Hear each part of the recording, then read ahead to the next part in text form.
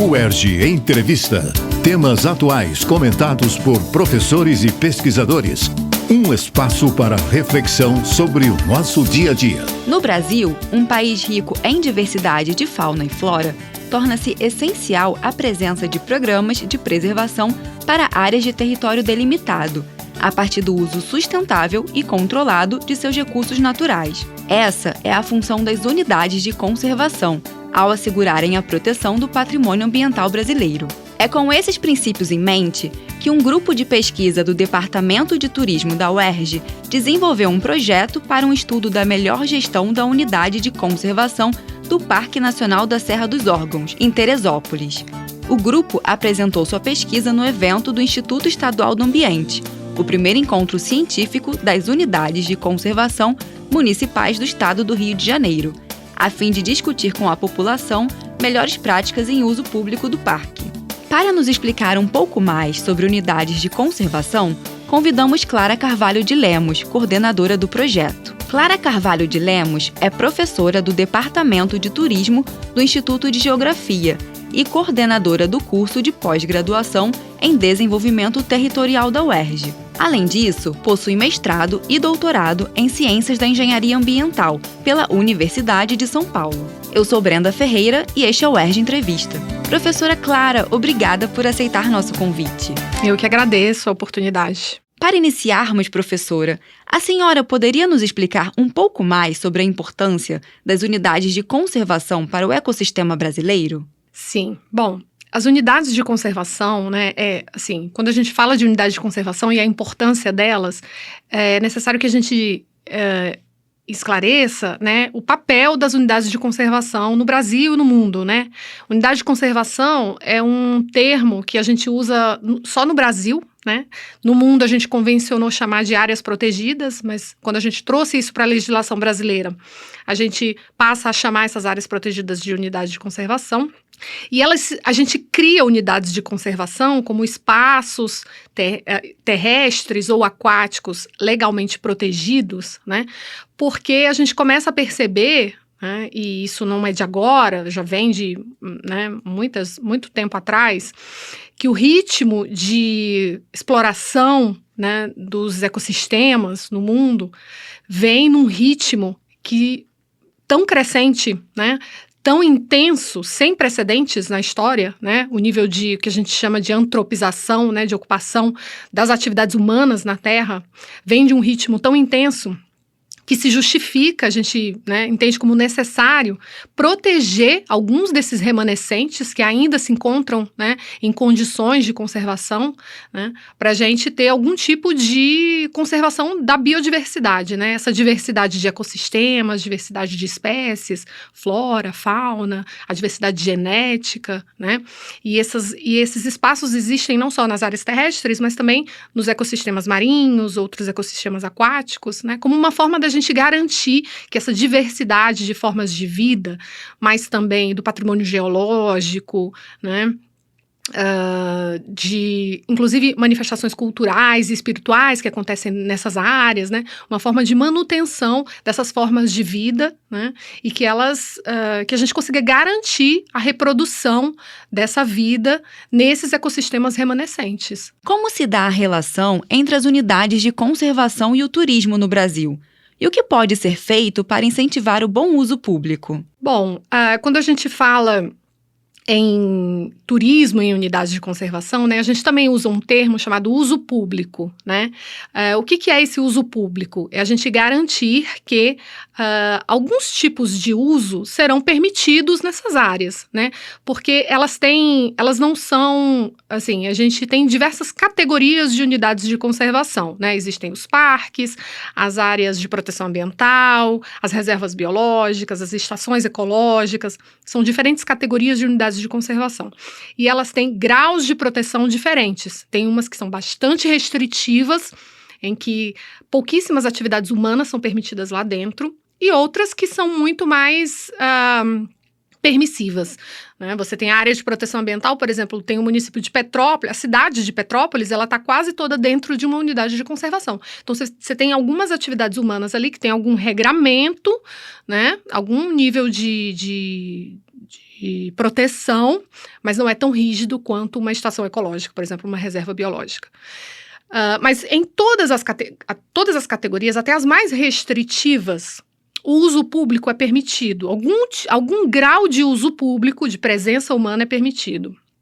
Esse uso público se dá para atividades acadêmicas, de pesquisa, atividade científica, visitas escolares, né, atividades educacionais, né, e também atividades de recreação e turismo, em algumas categorias, não são todas. E por que estimular o turismo nessas unidades de conservação pode ser interessante, né? Para algumas categorias, como o parque, o turismo, inclusive, é previsto como um objetivo previsto na lei, né? Deve-se incentivar o turismo nas categorias de parque nacional, por exemplo, né? Por quê? Porque a gente entende que a presença humana para atividades de lazer, recreação e turismo pode ser uma oportunidade de gerar apoio público para essas áreas, né? Porque a gente entende que as pessoas só protegem, né? As pessoas só defendem aquilo que elas conhecem. Se você mantém áreas totalmente isoladas, sem que a presença humana seja possível, como é que as pessoas vão conhecer, né, e entender que aquilo é importante? E a gente entende que o turismo ele pode ser um caminho, uma oportunidade para gerar engajamento e mobilização desses visitantes, né? Entendi, professora. E esse também, o turismo ele é um uso indireto, né? Também. Por quê?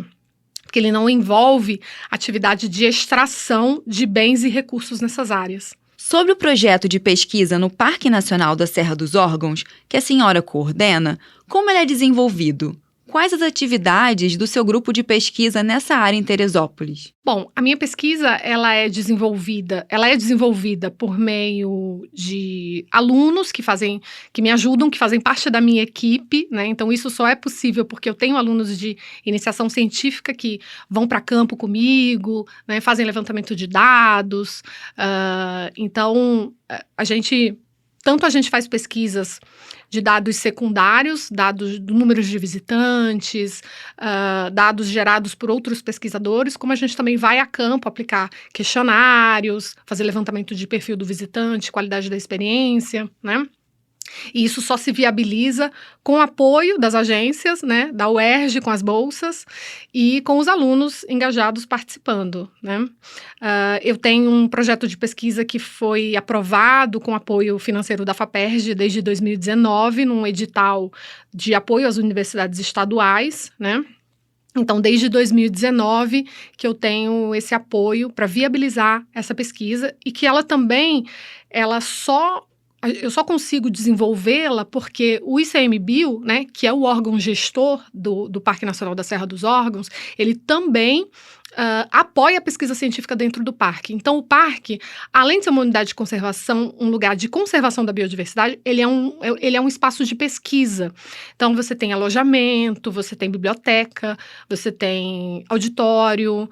Então, se o aluno precisa ir lá, passar alguns dias coletando dados, ele tem como dormir lá, né? Então, é uma facilidade essa questão, né, do apoio do ICMBio no âmbito do apoio para pesquisa mesmo, né? Como o projeto começou? Por que foi escolhido o Parque Nacional da Serra dos Órgãos como objeto de pesquisa? Então, eu sou ligada ao Departamento de Turismo da UERJ, né? O departamento, ele nasce lá na região serrana, no município de Teresópolis. Então, eu fui morar em Teresópolis e o Parque Nacional da Serra dos Órgãos é praticamente o quintal da minha casa, né? Os meus filhos cresceram ali, né? Então, quando eu chego em Teresópolis para trabalhar no Departamento de Turismo, o próprio ICMBio nos procurou, né, o órgão gestor nos procurou, trazendo algumas demandas de pesquisa, assim, eles têm a visitação. A gente costuma dizer que o turismo ele é uma oportunidade, né, de fazer com que as pessoas conheçam o parque, mas o turismo ele também pode ser fonte de conflitos, né, de problemas, porque depende muito de como essa atividade ela é gerida e organizada dentro da unidade de conservação. Então, quando eles nos procuraram, eles já tinham algumas demandas de pesquisa por conta de alguns conflitos que vinham acontecendo ou por conta de dificuldade que eles tinham por falta de pessoal para responder algumas perguntas da gestão, né? E a gente uniu as duas coisas, assim, a coordenação de uso público, né, que são os funcionários que lidam com a gestão da visitação, nos procuraram para trazer essas demandas, e aí a gente juntou as duas coisas, né, a minha necessidade de fazer pesquisa e algumas lacunas de perguntas que eles vinham fazendo, de conflitos que vinham acontecendo por conta do turismo no parque, que eles queriam organizar. E aí a gente começou a fazer essa pesquisa lá, com esse apoio da FAPERJ e com o apoio da UERJ com as bolsas de iniciação científica. Professora Clara Carvalho, que resultados podem ser destacados? Bom, ao longo desses anos, assim, o que eu destacaria, né? Por conta da minha pesquisa, eu comecei a atuar no parque também no conselho gestor. Então, essa é uma premissa das unidades de conservação, né? A participação da sociedade na gestão do parque. Então, existe um conselho gestor com alguns assentos de algumas instituições representadas ali, e a UERJ hoje tem um assento no conselho gestor e eu represento a UERJ nesse conselho. É um espaço de debate, de consulta à sociedade para tomada de decisão e para a gestão do parque, né? Ao longo desses anos, eu orientei 4 iniciações científicas, né? Uma delas, a gente trabalhou com os operadores de turismo que atuavam no parque, porque o ICMBio não conhecia quem eram esses operadores de turismo que levavam turistas para o parque. E a gente identificou todos esses operadores de turismo, né? A gente conseguiu mapear de onde eles eram, quantos turistas eles traziam por dia, por ano.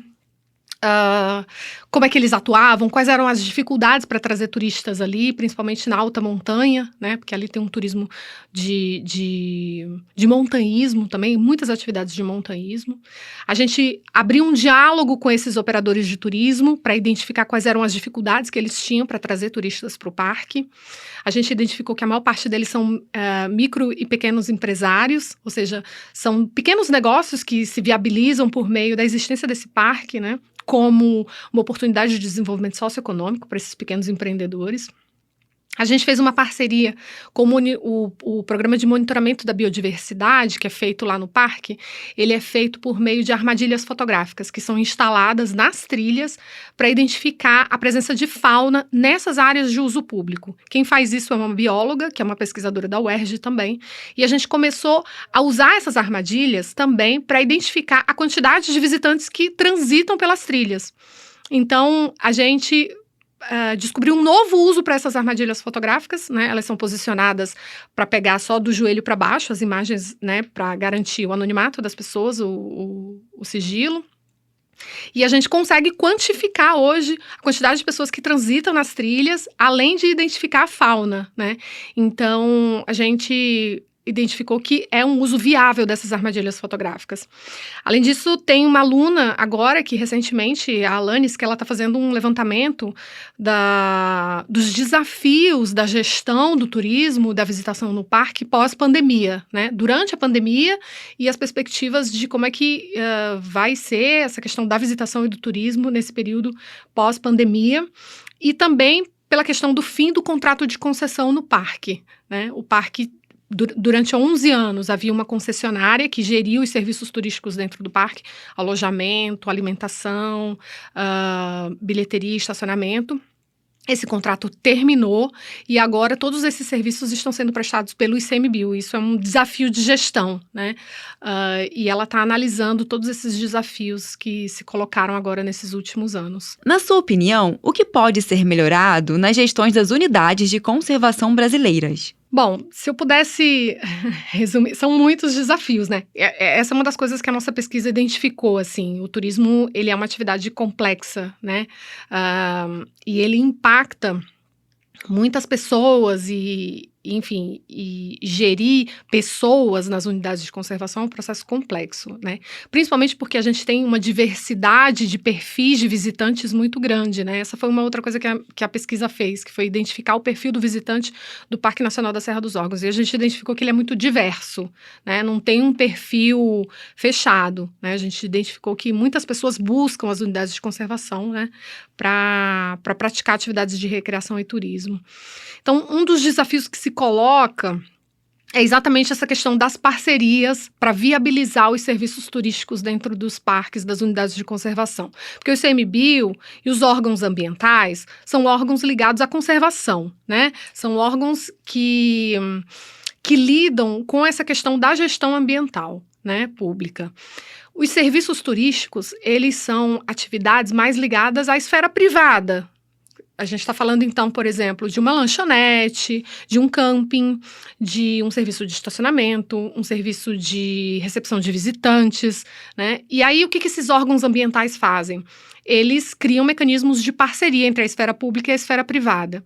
E existem vários mecanismos para colocar isso em prática. Um deles é a concessão. Você pode, né, dar a concessão para uma empresa privada administrar os serviços turísticos nesse parque. O que a gente identificou é que existem outros mecanismos que podem ser mais acessíveis para outros tipos de pequenos empreendedores do entorno dessas unidades de conservação, que são as autorizações, as permissões, para fomentar os pequenos negócios dentro das unidades de conservação e permitir que esses moradores do entorno sejam protagonistas desses negócios, e não só as grandes empresas que podem concorrer a um edital de concessão, né? Eu acho que é muito importante a gente destacar a necessidade de fortalecer esses órgãos ambientais em termos de orçamento, de pessoal, né? De recursos humanos, porque uma boa gestão do turismo, mesmo que você delegue alguns serviços para a esfera privada, você precisa fortalecer os órgãos de Estado, né, que fazem toda a parte de manejo dos impactos, a parte de fiscalização, né, a parte das políticas de conservação mesmo.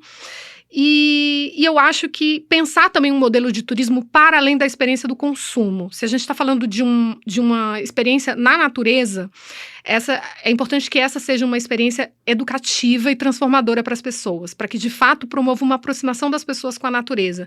E não só uma experiência de consumo de ir numa loja de souvenir ou de se hospedar num hotel luxuoso no meio da natureza. A gente quer, de fato, que o turismo seja um caminho de aproximação das pessoas com a natureza, né? E que isso promova reflexão, mudança no comportamento das pessoas e que isso seja transformador, né?